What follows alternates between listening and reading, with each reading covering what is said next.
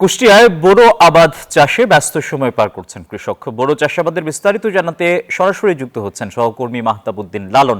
লালন, কুষ্টিয়া জেলায় কি পরিমাণ জমিতে ধান চাষের লক্ষ্যমাত্রা নির্ধারণ করা হয়েছে?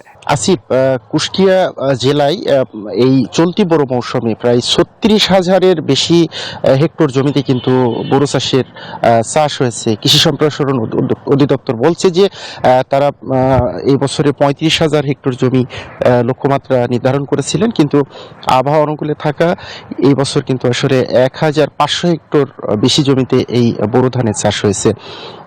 আমি কৃষকদের সাথে কথা বলেছি। কৃষকরা যেটি বলছেন যে গত আমন মৌসুমে যে ধান তারা উৎপাদন করেছিলেন সেই ধানের বাজার দর ভালো থাকার কারণে বড় মৌসুমে বেশি সংখ্যক জমিতে তারা এই ধানের চাষ করেছেন এবং তারা বলছেন যে ১ বিঘা জমিতে ১৪ থেকে ১৫,০০০ টাকা খরচ হচ্ছে এই চাষে এবং এই চাষ থেকে তারা আশা করছেন যে ১৮ থেকে ২০,০০০ টাকা ধান তারা উৎপাদন করতে পারবেন। আমি কৃষকদের সাথে কথা বলে আরও জেনেছি, তারা বলছেন যে সারের কিছুটা সংকট এখনো রয়েই গেছে। আমন মৌসুম থেকে যে সংকটটি শুরু হয় সেই সংকট কিন্তু এখনো পুরোপুরি কেটে ওঠেনি।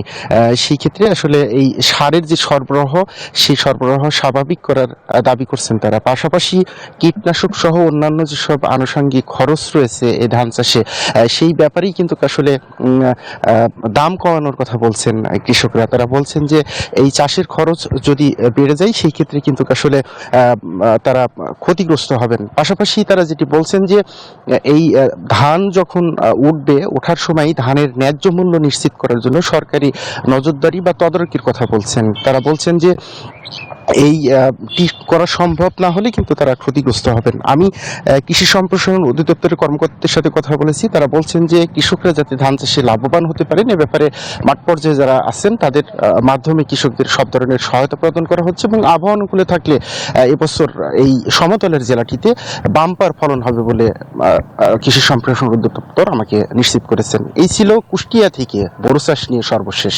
আসিফ। লালন, ধন্যবাদ আপনাকে।